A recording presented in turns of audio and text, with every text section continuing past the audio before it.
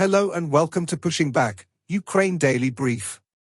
As the war enters its 1152nd day, these are the main developments from the past 24 hours. The update from the General Staff of the Armed Forces of Ukraine. Russia has lost approximately 941,770 troops in Ukraine since the beginning of the war. The number includes 670 casualties over the past day. According to the released Ukrainian figures, Russia lost 2 tanks, 2 armored combat vehicles, 10 artillery systems, 30 drones and 50 vehicles. In the last 24 hours the Russians launched 121 combat clashes and carried out 101 airstrikes, including 177 guided bombs on the territory of Ukraine. They also used 995 kamikaze drones and carried out around 4,100 attacks on the positions of Ukrainian troops and settlements using various types of weapons. In its latest intelligence update, the UK's Ministry of Defence reports Russia is highly likely using its education system to promote militarism and nationalism, aligning with the Kremlin's broader objectives since the 2022 invasion of Ukraine. Independent reports suggest pro-war, anti-West, and patriotic content is increasingly present in schools, while references to Ukraine are being removed from textbooks. Analysts warn this ideological shift is designed to boost youth support for the war and embed expansionist nationalism for the long term.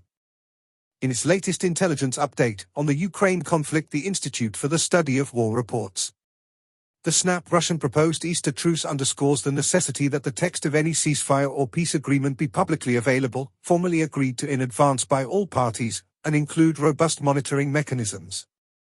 Zelensky reported that Russian forces did not conduct long-range strikes against Ukraine on the night of April 19 to 20 and during the day on April 20 and proposed a temporary moratorium on long-range strikes against civilian infrastructure.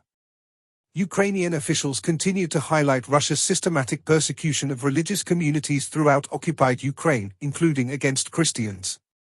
The Kremlin continues to repurpose narratives that Russian officials have repeatedly used to justify Russia's invasions of Ukraine in an effort to further militarize Russian society in the long term, likely in preparation for a potential future protracted conflict with NATO.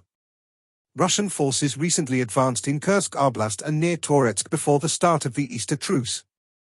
In its latest intelligence update on Russian occupation, the Institute for the Study of War reports a recent BBC Verify investigation highlights the scale of Russia's property seizures in occupied Mariupol, supporting ISW's assessment of how Russian occupation officials are using bureaucratic tools to exert control over occupied Ukraine. Russian occupation officials continue efforts to surveil and securitize occupied Ukraine. The increased surveillance and securitization of occupied Ukraine are likely intended to encourage self-censorship and facilitate Russian occupation authorities' efforts to prosecute perceived anti-Russian sentiment.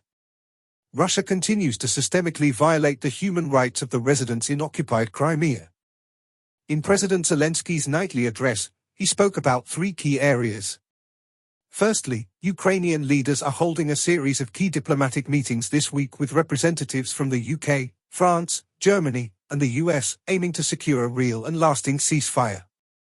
Zelensky emphasized that the global community now clearly sees Russia as the main obstacle to peace, noting that the Kremlin has ignored multiple ceasefire proposals, including one made after Easter.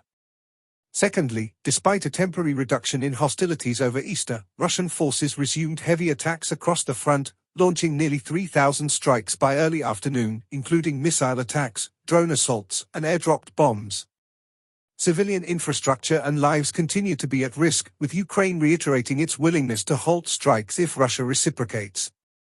Lastly, Zelensky expressed gratitude to Ukrainian soldiers whose defense of the country underpins Ukraine's diplomatic strength. He called for continued unity and resilience, asserting that peace comes in silence and can only begin with a genuine ceasefire and mutual trust in the negotiation process. Thanks for following today's updates. Please don't forget to like and subscribe for more content. We'll return tomorrow with the latest news on the ongoing conflict.